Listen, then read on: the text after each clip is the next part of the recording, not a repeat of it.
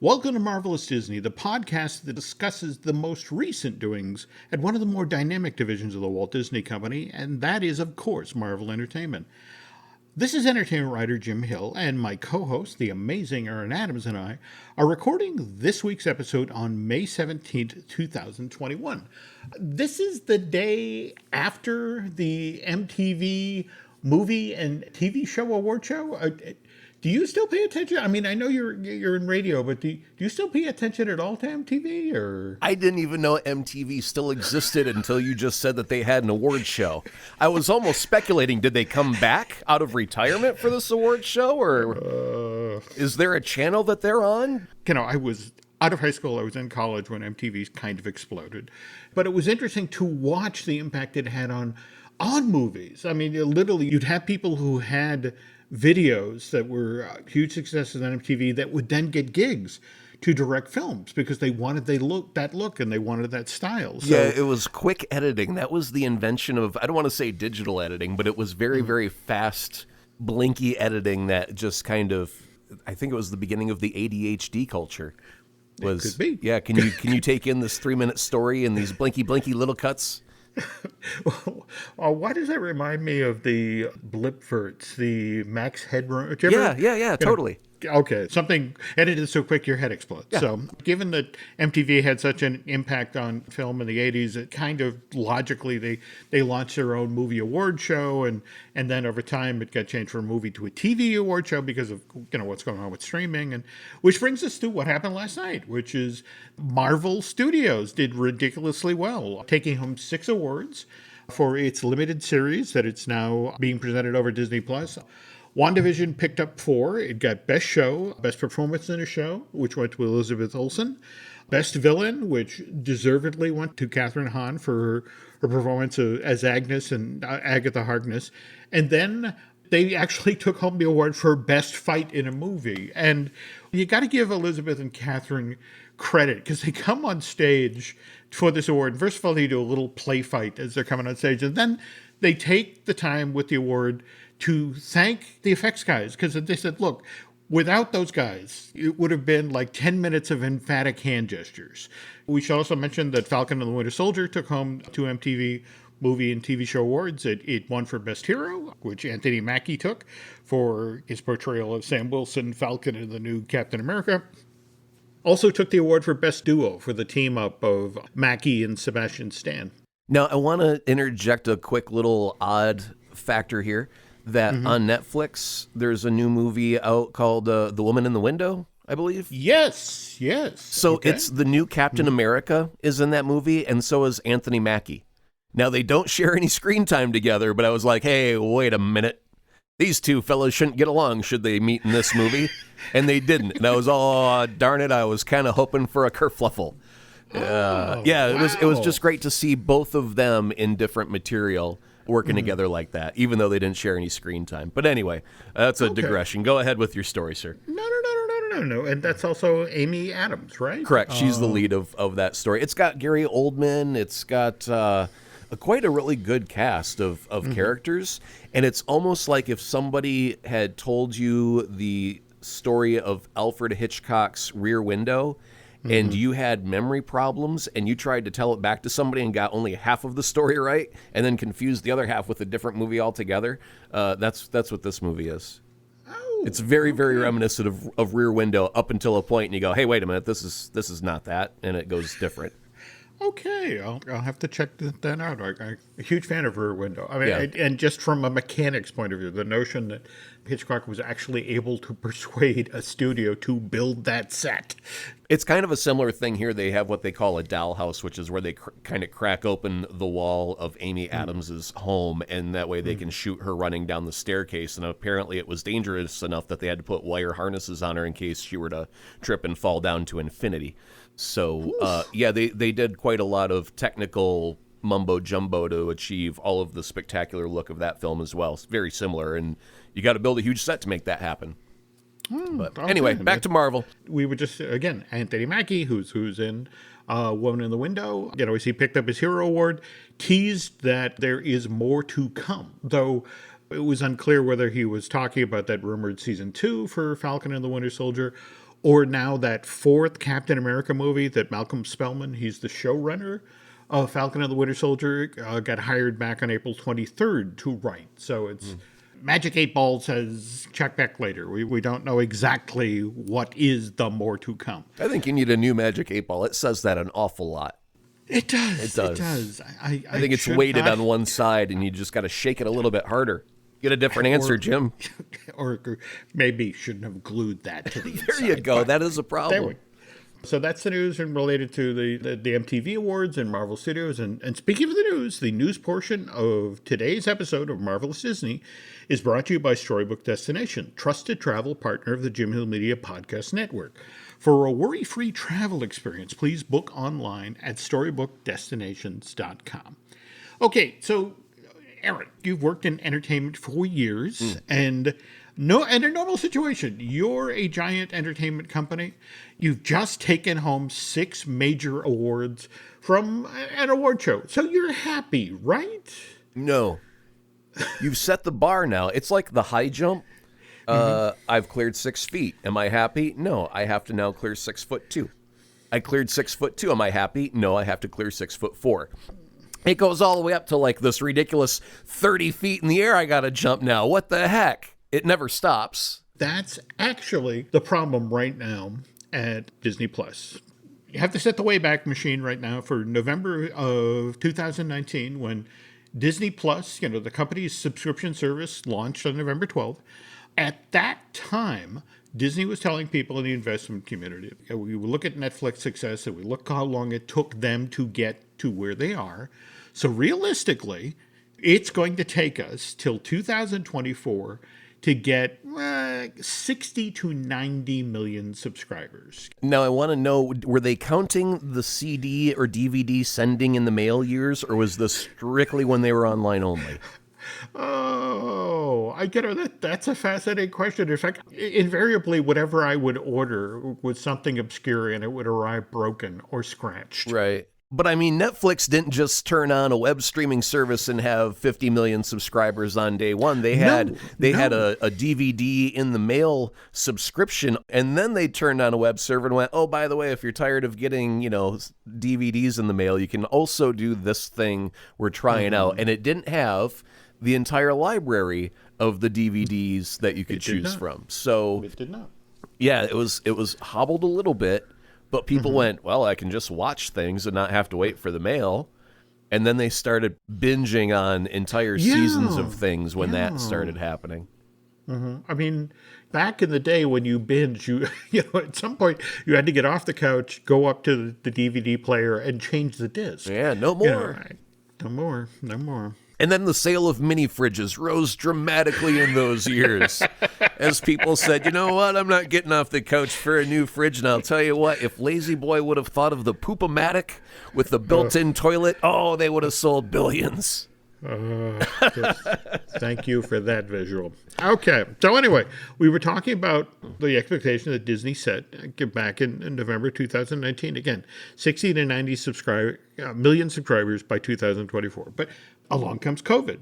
We're all trapped at home. We have nothing to do. So this ridiculous number of people sign up for Disney Plus in the first year. In fact, to the point that in just 1 year's time, this subscription streaming service acquires 86.8 million subscribers. So basically, they make their 4-year plan in 1 year's time. And Wall Street, as it does, it notices. And as you just mentioned, it raises the bar when it comes to the investment community's expectation for Disney Plus. So December last year, industry observers revised their 4-year goal for Disney subscription streaming services. They now forecast that Disney Plus will have 230 to 260 million subscribers by 2024. Initially, Disney seems to be chugging along that exact track. The last time they announced their quarterly earnings, this was February 11th of this year, they revealed that Disney Plus now had 94.9 million subscribers, means they picked up 8.1 million subscribers in just 3 months' time. Wall Street, once again, loses its mind. And so what they do now is they project, forget about the 2024 thing. By the end of 2023, Disney Plus will have more subscribers than Netflix. And meanwhile, Disney's kind of waving to the investment community like, oh, whoa, whoa, whoa, whoa, whoa. I mean, we're happy, you're happy, but... Which brings us to last week, and Disney releases its earnings for the second quarter of 2021.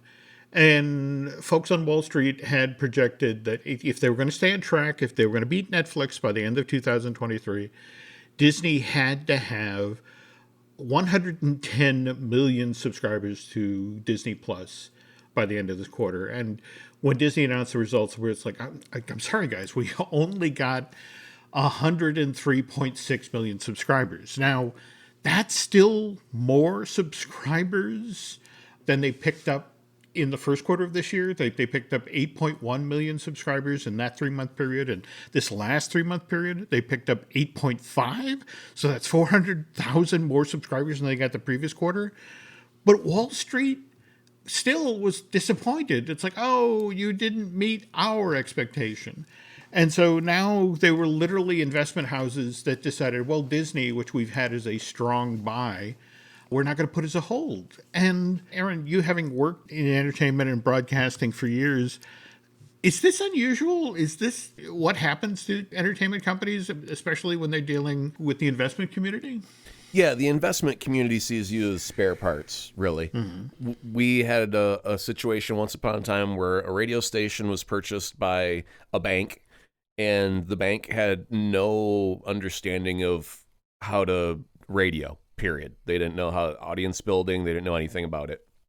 And so their strategy was they had seen that we had made $10 million in advertising that year, and then they fired half the staff and sold off half of the vehicles and the equipment and the gear. So our operating costs was cut down to absolutely nothing. And then they turned around and sold it to another broadcast company under the guise on paper. Last year you made $10 million, and we were able to cut all of the operating costs by half. What a steal this property is. New radio station comes in, and then they go, oh, this is broken. But they want to do real radio, so they're asking you to do things that you don't have the tools or the manpower for. And it was years and years of trying to rebuild something that it was like if you bought a super nice luxury vehicle, mm-hmm. and then somebody went, hey, can I borrow your car for a couple of days? And you go, sure. And then they strip it for parts and they bring back a frame. And they go, okay, here's your car back. Now you have to go out and buy single part by part and rebuild it from the ground up while you're still trying to be in a race. So, yeah, there was many years of sacrifice where we were just trying to make up ground to get back to where we used to be 5 years mm-hmm. earlier when we had all of our tools and our staff. Mm-hmm. And we weren't just looked at by bean counters as how can we milk this cow dry and kill it in one pull. You know, it's mm-hmm. like trying to get 100 gallons of milk out of that one cow in one pull. And it's like, you're going to kill the cow. And it's like, we don't care. We're not here to farm. We're here to get mm-hmm. milk in one pull. And then they move on. So, yeah, they didn't care about what happened after the fact. And that's a bank talking. Like when it was a radio station, when it was an actual entertainment company, they mm-hmm. wanted to grow an audience. And they wanted to advertise to them. They wanted to build relationships with the advertisers. And there's an overall long game plan there. But a bank was, I'm going to buy you, I'm going to strip you, I'm going to sell you. Mm-hmm. So, yeah, there's a difference between how they think about an entertainment company. The thing that concerns me here is that Disney actually seems to be at least giving lip service to what the folks are saying here. Because the notion that, okay, you're putting our company's stock, from a buy position to a hold position, but here's what we're doing to fix the situation. And, for example, Loki, last night as part of the award show, they ran an exclusive minute-long clip from the first episode, and a wonderful scene between Owen Wilson and Tom Hiddleston. But here's Disney going, well, all right, maybe we didn't make 110 million subscribers because we weren't aggressive enough when it came to promotion. So they're really putting the pedal to the metal when it comes to Loki. I mean, have you heard about these viewing parties that they're doing? Yeah, with all of the everything that ever had Loki in it every Wednesday. And you know what that is, Jim? Mm-hmm. That is Pavlov's dog training for their audience. They're going, hey, Loki's not on Friday. I know we've trained you all to show up on Friday, but this is different. Mm-hmm. And they need a way to get people into a Wednesday mentality. And so they show everything that Loki's been in on a Wednesday, so people start associating Wednesdays with Loki so they can schedule. But you know why supposedly they moved Loki to Wednesday? What's coming on Friday in the future for Disney Plus? On July 9th, Black Widow opens in theaters and becomes premium access content on Disney Plus. And the way it was explained to me is the fear at Disney was, you're a Marvel fan. You've watched the 4 previous weeks of Loki, and here comes episode 5. And you have a choice on Friday. It's like, okay, so do I watch Loki, or do I give Disney Plus an additional $30 so I can watch Black Widow? It was one of these things where it's like, oh God, they're going to default to Loki, and it's going to screw up our opening weekend numbers, and it's going to make Black Widow look like it's a disappointment, and we can't have that. So this was another idea behind, let's move it to Wednesday. Let's move it away from the Friday. So they'll already have seen it. The notion is, okay, you've seen episode 5 of Loki on Wednesday, and oh, look, Black Widow is now running on Friday. And don't you want to give us $30, or don't you want to go to the movie theater? It's smart. I mean, they've got to work their calendar. I mean, that is half of the job after you make a movie, right? Putting it in the right slot for the audience to show up in. So, fair play. Remember, the old business model was that you release a movie in theaters, and then the exhibitors have it for 90 days. And then you move through all of the other, revenue streams. You do pay-per-view, you do Blu-ray, you do DVD. But at this earnings call that just happened last week, Bob Chapek actually talked about how we move further into the year and we get to where Shang-Chi and the Ten Rings is being released on September 10th. He's like, we're definitely releasing that to theaters. Okay, we're not going to do the premium access thing on Disney Plus. But on the other hand, we're not going to stick with the 90-day window. We're only going to do a 45-day long window. The theater owners, I'm sure, applauded. Standing ovation at that news, correct? Am I mistaken on that? What is the line from Sanford and Son? I'm coming, Elizabeth.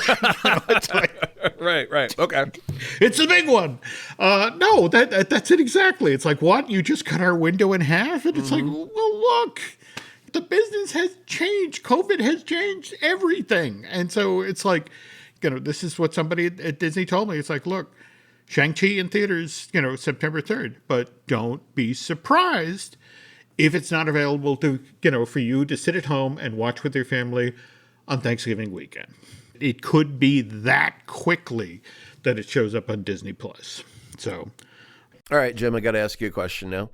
Mm-hmm. I've known a lot of people throughout my life who, when it comes to movies that they would like to see, a lot of them will go, I'll wait till it comes out on home video. I don't need to see it in the theater. I mean, it looks okay and all, but I'll just wait till it comes out on home video. Do you think that with Disney shortening their window, that type of mentality will increase that much more because the window is now smaller and it's not that big of a deal to wait? Before it was I had to wait 3 months. Now I got to wait a month and a half. And all things considered in the time of COVID and all, month and a half really ain't all that long, considering I've been indoors for a year plus now. So, yeah, I think a lot of people who have just gotten used to the fact that they couldn't go to a theater, and now things are being delivered to them with the option, for example, of Black Widow day and date with the theater. And now Shang-Chi starts to come along and they go, oh, it's only in theaters right now. But if you wait a month and a half, you can have it on Disney Plus, same as the old deal. I think a lot of people are just used to not going to the theater, go, yeah, I'll wait that month and a half. What do you think? This is why I loved going to CinemaCon in Las Vegas. In fact, obviously everybody's canceling, in-person, industry conventions now. But I'm hoping this comes back in 2022 because it was typically held in the March-April window. And you'd go out and each of the studios would show their slate for the coming 6 months or so. But you also got to meet with, all of the guys who were, the latest food that was going to be offered at concession stands and that sort of thing. And But it was also you meet with the projection guys, and I'm blanking the name of the company that invented this technology, but there's now 25 to 30 theaters out in the country that offer this. And they went to filmmakers and talked with them, and there were a number of directors who actually got on board with this process. So basically, it's 270 degrees worth of image. I mean, the idea is that, in front of you on a giant screen, you have the movie that everybody else in the country is getting. But on the walls to either side of you, and this is even in raked houses, you've got an extended image. Sometimes it's actual stuff that's shot on the set. Some of it, like an animated film, it's art pieces that sort of go along with the scene. But you're surrounded by image. And in talking with the guys who invented this technology, they were staring down the barrel of Blu-ray and DVD and the people who wanted to watch their phone, their movies on their phones.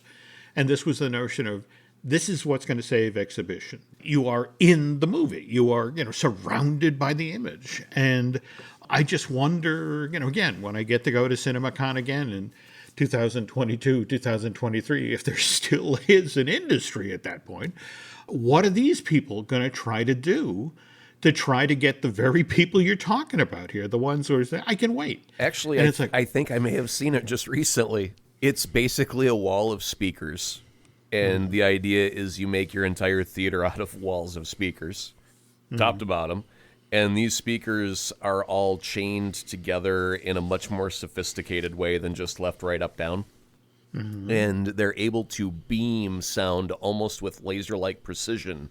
So if you wanted there to be a waterfall emanating from rows 1 and 2, seats 1 and 2, and then you wanted an elephant to stampede through rows, A through J in seats 7 through 8, it would be very, very specifically located through beamform technology, so to speak, of the audio, and then cancellation of audio. So it's very, very precisely located and doesn't leak out where it shouldn't. But that gives you, wherever you are in the theater, almost a 3D representation of audio in the same way that we got, 3D images back in a few years ago, and maybe still today if there's still some 3D movies released. But this would enhance that greatly. A couple of years ago, was nice enough to get me into Dolby, into their test theater, and Atmos. Yeah, okay. Yeah. And he was playing the test stuff for Atmos, and the very thing you were describing, that sort of laser-focused, pinpointed sound where, you could literally hear a storm pass overhead or, a lightning. I mean, it was stunning use of sound. And that is almost entirely through the use of additional ceiling speakers. That's it exactly. Not as much about the sides. So if you take this with Atmos, it's just mind-blowing. Oh, no. It was. But again, you're right. You looked overhead, and it was like train tracks. But the end effect was just absolutely stunning. If you imagine, for our listeners at home, you want a geeky type moment, just think of all the battle scenes in Lord of the Rings where they fling a boulder through the air. And having that sound travel all the way through your living room, the flaming... As George Lucas said, and part of the reason why I got into sound is half of the movie is sound. And those types of things that pull you deeper in, even though you're still looking at a 2D image, that sound is able to put you into a 3D space. And that's what I really like about that. It's so funny you say that, because today in Twitter, somebody was paying tribute. I guess today is the 19th anniversary of the release of the Attack of the Clones. At one point, Obi-Wan is chasing Jango Fett through an asteroid field, and he releases, I want to say it's a gravitational mine. And it's the seismic charge. Yeah, it's that. Seismic charge. And it was one of these things where it's like, for sound people, because of, they just love that. I want to say the most recent season of The Mandalorian, actually, they brought back the seismic charge. And again, the sound people lost their minds, like, oh my God, that sound again. I was one of those geeks, and I'll tell you what, I curse Ben Burt because he will not say how he made that. That's one that he's taken to his grave, and it's just like, well, someone give him the Elven Forever juice, because he has to live forever until we can find a way to get this information out of him, because it is my very favorite sound effect in all of Star Wars. Wow. Okay. Yeah. Well, speaking of scenes that I would love to see in Dolby Atmos. Again, as part of this MTV Movie Awards, we finally got a clip of Black Widow, and we got Scarlett Johansson and Florence Pugh's character in the middle of this amazing car chase, where half the fun of it is an amazing car chase with these two deadpan women, to the effect of, we're, person behind us on a motorcycle with a machine gun, and it's like, will you drive? But it's one of those things where it's one thing to see it on your laptop or television at home, but it's like, to hear that in a theater with a decent sound system, that would be amazing. The fun and the excitement of the scene would go up 110%. Oh, and before I forget, the Black Widow, The Ties That Bind, Volume 1 trade paperback. This is the collection of that recent run of Black Widow comics that Kelly Thompson and Elena Casagrande did. And I wanted to be supportive, so I ordered my copy through Amazon. It showed up last week. And it's 112 pages of just beautiful drawings and really kind of a heartbreaking story. Again, I don't know if they wrote it with input from the studio about what projects were coming down the line, but we've got Clint Barton, Hawkeye, in it. We've got Bucky Barnes, Winter Soldier, Yelena Pavlova, the character that Florence Pugh plays in the upcoming. Likewise, the Red Guardian, which the gentleman from Stranger Things. David Harbour. Yeah, I was just last night, I caught his version of Hellboy. Yep. Which, again, my heart belongs to the Guillermo. Sure. It's like you feel like you're cheating on your girlfriend. It did. Did you enjoy the David Harbour? I did. I'm ashamed to say I did. Don't blame me, honey. I still love you the most. But I enjoyed the other pretty girl, too. All right. Well, speaking of folks that we love, David Bautista, who, of course, Drax the Destroyer in, the Guardian films to date. In fact, he's been out doing press for... Are you sure that's what we should be calling it? I don't think that it qualifies as press when he's talking about, I think I'm done with the character after this movie. It sounds kind of like on the rug to me. To be fair, there are reasons that David is talking this way. And this is the 6th time he's played the character. In fact, what's funny is first of all, he was talking about the fact that I can neither confirm or deny that, I am in Thor 4. Because, frankly, the people at Disney and Marvel haven't told me I can talk about this yet. Mine... Wait a minute. Hold on. What? Let's ride the logic train on that one for a second. Okay. Right. Usually, when I'm not involved with a Disney project, they don't need to let me know. I'm not involved with it. Okay? So the fact that they've got to notify him about whether he can talk about whether he may or may not be involved with it is absolutely he's involved with it. That's just a horrible, horrible way of saying it. But yeah, okay, go ahead. He talks about the fact, well, look, Chris Pratt is out there talking about how he's in Thor 4. And so maybe somebody at Disney has told him that it's okay to say that, he's in this movie. But nobody's told me yet. So I can neither confirm nor deny that I'm in the movie. But then he goes on to talk about how absurd this is, because it's like, Disney puts us in a jet. They fly us over to Australia. The press stands outside of the hotel. They take pictures of us walking into the hotel. So we're clearly there. But, on the other hand, until somebody takes a picture of me on the set, in costume, wearing the makeup, and the Disney PR department, releases it, I can neither confirm nor deny that I am in Thor 4. That comes from David's training with the WWE. This is the storyline. Do not reveal the storyline. Right. That nobody should know in advance what we're doing. And David's a team player, but the very thing you were talking about him saying, and he's been very straightforward about, I think this upcoming Guardians 3 may be my last time as Drax. But the interesting thing is he has a reason. And it's not because he's unhappy with the studio. He's not happy about the stories. It's the makeup. He talks about how as he's gotten older, it's a tougher and tougher makeup to get into. Well, honestly, in Guardians of the Galaxy 2, he did claim, even in the movie, he's got very sensitive nipples. Well, there we go. I love that you dig out the fun factoid. That wasn't a line that was in the script. That was just him coming out of the makeup trailer. I've got very sensitive nipples, and James Gunn laughed, and they kept it in the film, and that's how it got there. That's the other thing he was talking about. One of the reasons he likes working with James Gunn and Taika Waititi is they're both guys who work really hard on scripts, but they're both very open to improv. So if you're there to play, and you bring stuff to the set, they are happy to fold it in. Sure. The other thing that David was talking about is like if you're staring down the barrel of Guardians of the Galaxy Volume 3, which supposedly they're going to get together, read the script in November, and then begins production by the end of the year. But this is not one film. When they're all there shooting this, they're doing Guardians of the Galaxy Volume 3.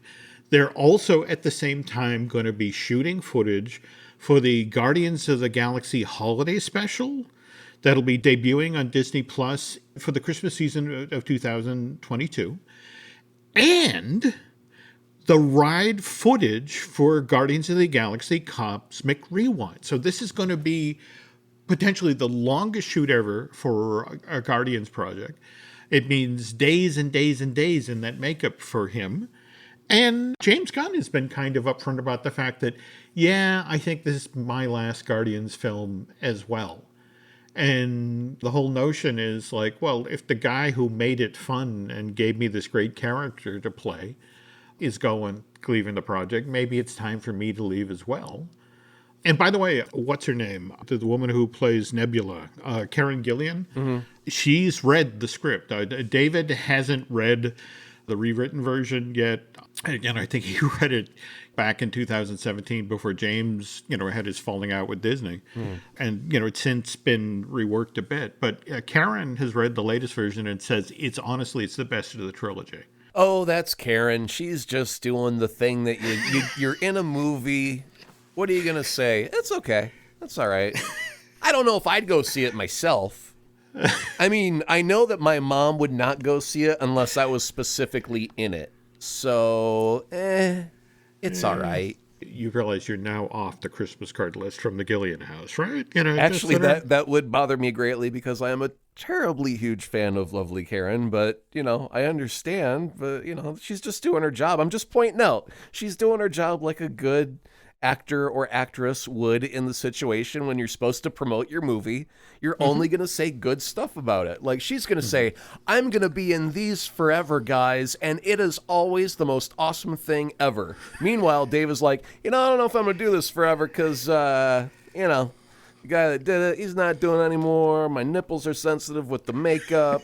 I know that chick over there that's really pretty with the red hair's got to shave her head, but, sensitive nipples trumps shaved heads. So what are you going to do? There we go. All right. Let's see. What else? Oh, James Gunn. Still love him on Twitter, even though he's got to kind of watch what she posts. But he was talking about the fact that the soundtrack for Guardians Volume 3 is already locked. So evidently they've acquired all of the music, the 70s and 80s music that Star-Lord is going to be grooving to during the film. Now, hold up. Yep. Last time we left off, Star-Lord got a shiny new Zune. Do you think that the soundtrack is going to at least venture into the days where you could... I mean, Zune came out in 2005, 6, 7-ish? Like mid-2000s. Ooh. Right?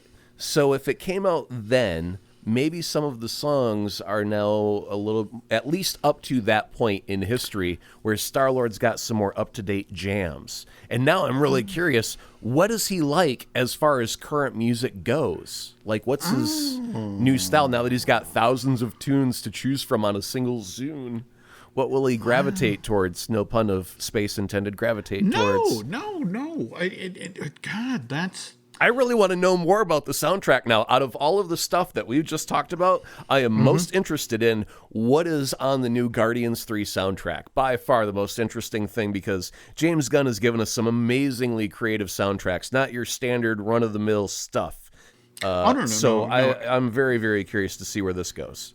Well, and to further throw a music question or two on the pile here. Now, remember... when Disney changed over Tower of Terror and California Adventure to Guardians of the Galaxy Mission Breakout, They programmed 6 different drop sequences with great pieces of real music that, in fact, they actually show Rocket plugging into the cassette player that Star-Lord uses. And just talking with friends in Imagineering, and they would talk about the fact that for Cosmic Rewind, they're doing the same thing. They're going to have a music soundtrack that is very appropriate for the Guardians film that people will know instantaneously. But again, it's sort of keying off of, well, we're doing a coaster and what works best in a coaster environment. Evidently, they had the initial conversations when they were working on Mission Breakout and then the Monsters After Dark. But I guess they've recently gone back to the table. And I wonder if it is on the back of what's supposedly on that Zune. For some reason, I'm imagining that it's got soundtracks on the Zune, and one of the soundtracks is The Great Space Coaster. Get on board. And Disney will use that. What? No? Is that horrible? I'm sorry. I retract. No, it is so on the money, so on the nose. I know, right? That's what I was thinking. I'm like, no, there's no possible way. Could they? Wait a minute. Hold on. Well, tell you what, folks, while we ponder that question, we're going to do a quick commercial here, but when we get back, we're going to do a deeper dive into the theme park side of Marvel Studios. This episode is brought to you by LifeLock. It's Cybersecurity Awareness Month, and LifeLock has tips to protect your identity. Use strong passwords, set up multi-factor authentication, report phishing, and update the software on your devices. And for comprehensive identity protection, let LifeLock alert you to suspicious uses of your personal information. LifeLock also fixes identity theft, guaranteed or your money back. Stay smart, safe, and protected with a 30-day free trial at LifeLock.com/podcast. Terms apply. This podcast is brought to you by Carvana. Carvana lets you buy your next car on your terms. Explore a massive inventory online, filter for what matters, and find your perfect match. Then choose delivery to your home or pick it up at one of Carvana's iconic car vending machines. Every car also comes with a 7-day money-back guarantee, so you can make sure it's the right fit. Buy your car on Carvana. Delivery or pickup fees may apply. Limitations and exclusions may apply. See our 7-day return policy at Carvana.com. Carvana. This episode is brought to you by LinkedIn. Psst, healthcare pros, word's out, and it's too good to keep quiet. Look, LinkedIn is revolutionizing job hunting, making it possible to search by specialty, shift preference, and salary. Endless scrolling is out. Whether it's a mental health therapist or dental hygienist, finding the perfect role is faster and easier than ever. Head to linkedin.com/healthcare and start your search today. On our last show, we did a fairly deep dive on what was going on DCA-wise in regard to the Avengers campus there. Disney Parks blog put up a video about the various costumes that people will be wearing for the folks who work at Web Slingers, the folks that work at the Doctor Strange meet and greet, and the fact that the folks who are working in the PIM test kitchen will be wearing lab coats, but not just lab coats, but they actually have a pocket protector that comes with the lab coat that actually says PIM Test Kitchen. And it's like, I want it. I want it bad. Yeah. You know? Yeah. I don't know why that one got to me. But speaking of Marvel food, Disney Parks blog just posted a video where they revealed a lot of the stuff that's going into the Disney Wish, which next ship to join the fleet, maiden voyage of the Disney Cruise Line vessel, will be June 9th of next year. And while all of the other ships in the Disney Cruise Line, they have things like Marvel Day at Sea, or they have their Superhero Academy, the Wish is going to be the very first ship to have its own Marvel-themed restaurant. And Aaron, we are not talking about a shawarma cart. This place is going to be called the Worlds of Marvel. Disney Cruise Line officials describe it as the first ever Marvel cinematic dining adventure. But they describe your time in the restaurant. Guests will play an interactive role in an action-packed Avengers mission that will unfold around them, complete with a worldly menu inspired by the Marvel Cinematic Universe. At World of Marvel, families will find dishes inspired by locations like Wakanda, Sokovia, and New York City, while dining in the midst of immersive Avengers technology. Dining amidst technology? How warm and inviting that sounds. But, they go on to say that the restaurant is outfitted with state-of-the-art PIM tech and decked out with signature Starkitecture. Starkitecture.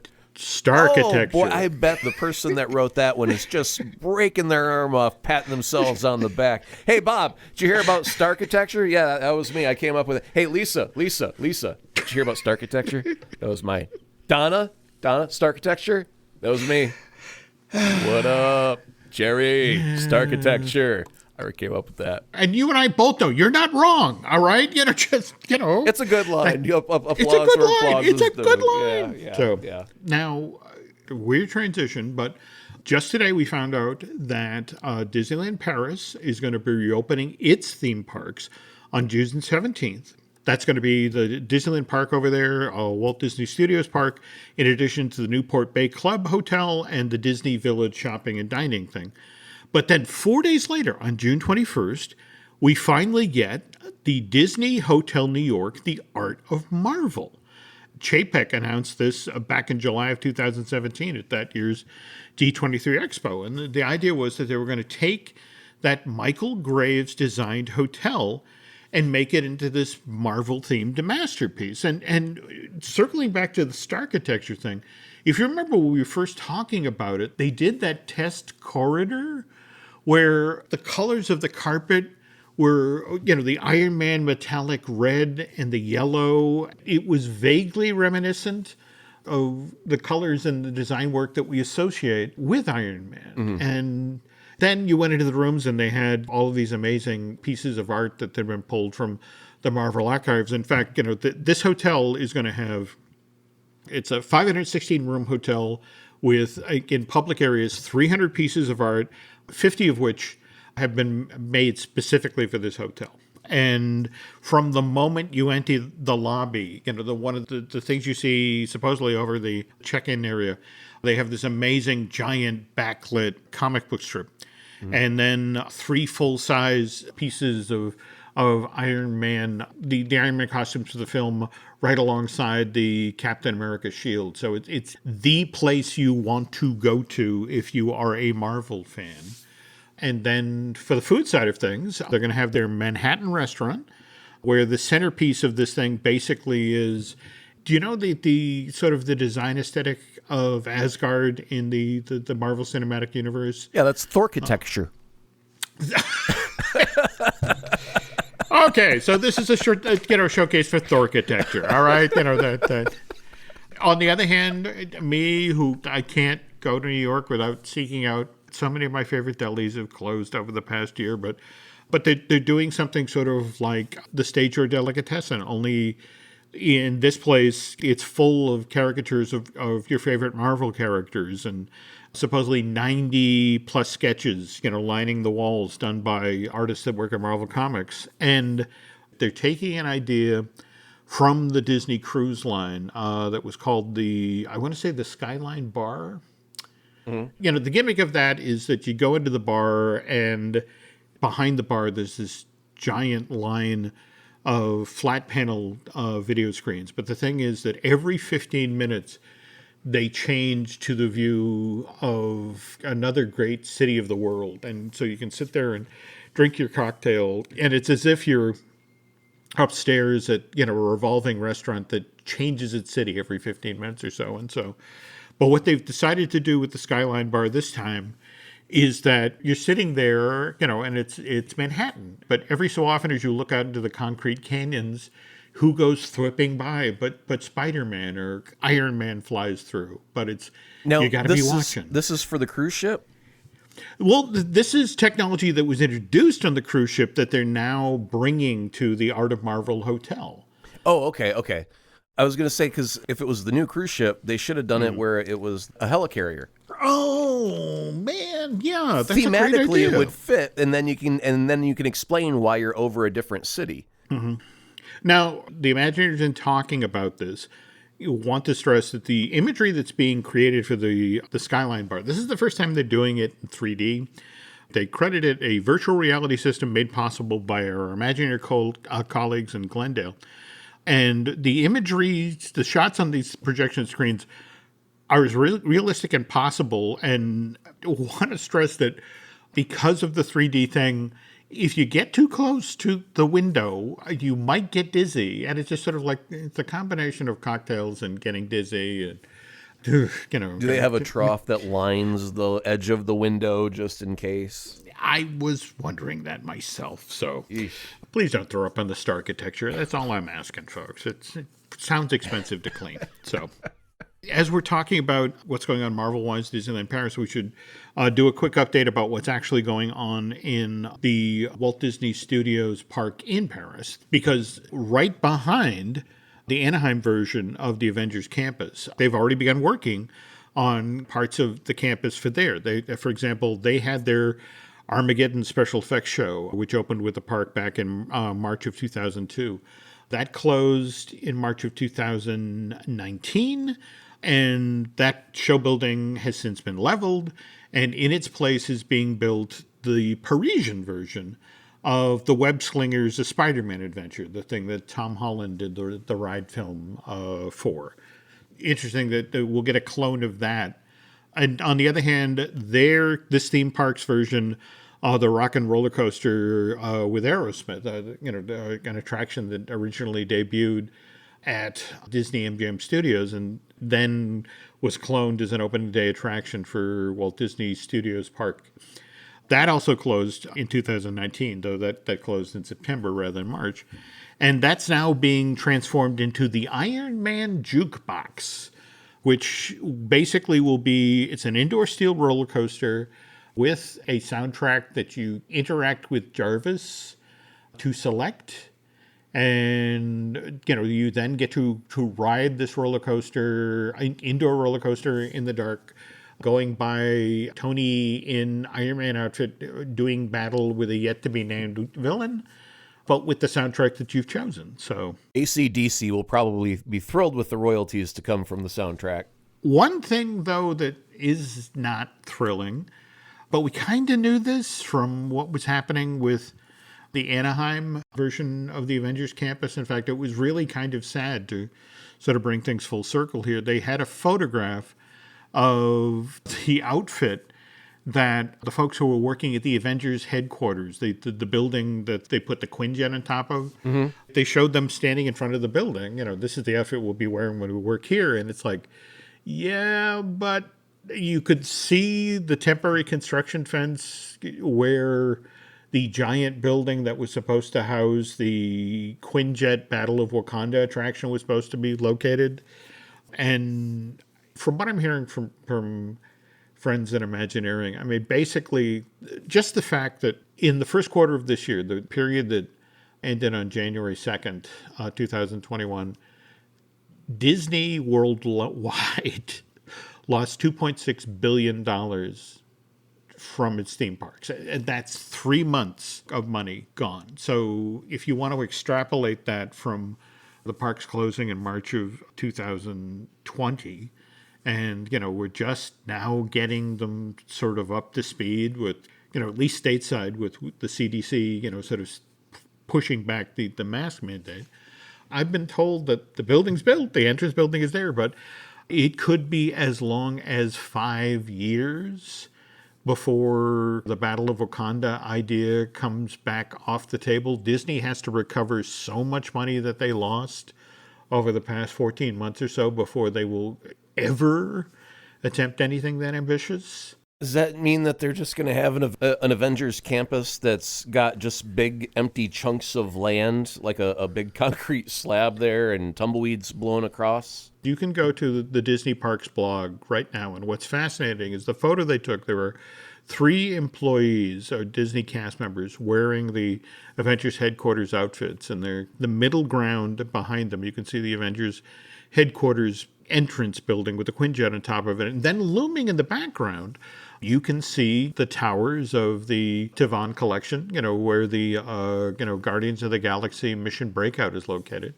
There'll be a lot to do and a lot to enjoy in phase 1 of the Avengers campus in Anaheim. But yes, you will see this temporary fence with a sign that says Wakanda forever, sometime later.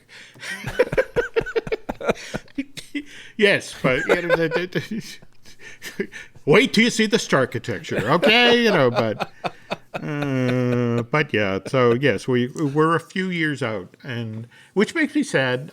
But on the other hand, that does give them time to sort of sort out what we do here. I just hope that it doesn't end up souring the overall land for some people when they go to see it, and it's not everything that it could have been. And there's, obviously there could have been something really cool over here, but we don't know what it's going to be for several years, so we only got half of a land.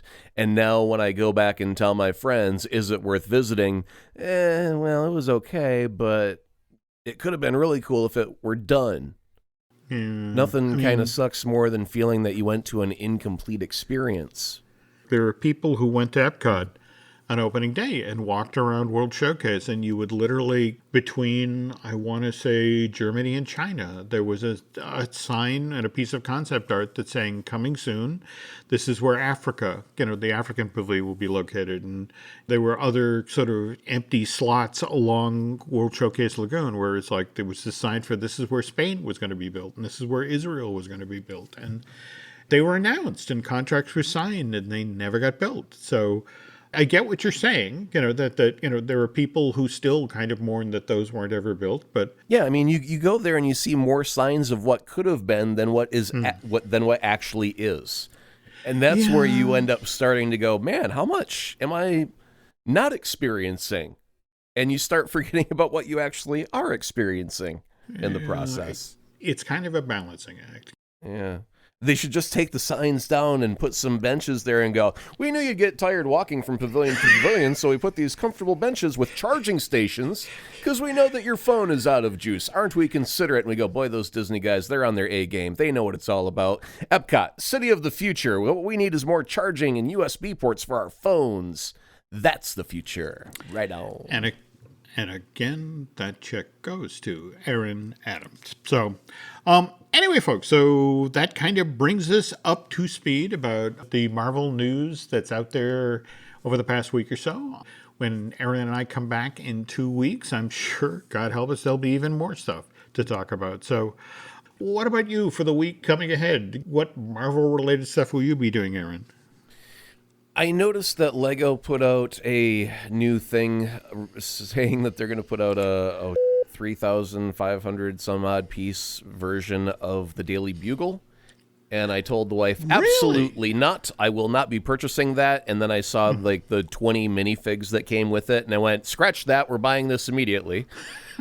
Because it comes with the Green Goblin and Mysterio. And yeah, I mean, just a ton of little figures that go along with it. And also, if you've ever seen the meme of Spider-Man sitting behind a desk at the Daily Bugle with a little framed picture of Spider-Man sitting behind him, they've built that as Peter Parker's office. And it's in the publicity image. Yeah, it's great that they were able to acknowledge that meme and create a room in their Lego tower of the Daily Bugle to make that happen. But there's tons of different ways to attach villains to the side of the building and attack and infiltrate the Daily Bugle. And if you get to the top, they can do battle with J. Jonah Jameson himself. Yes. I'm sorry. That's what I wanted to hear. Yeah. And how can you have a Daily Bugle without a J. Jonah, right?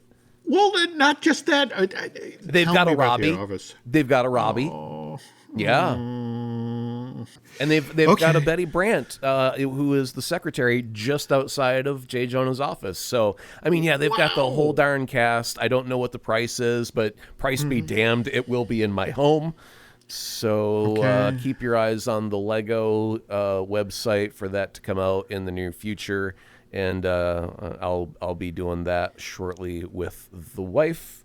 Very cool. Very cool. Okay. And again, just that a little bit of warning, no walking around barefoot until you complete the model. Because, again, I honestly believe Lego's, fascinating building material, also excellent for torture. Also conveniently sized to fit the esophagus of a small child, so be careful. They weren't thinking that one through very well, damn it. They weren't. Okay, well, again, thank you for listening, folks, and we'll be back soon.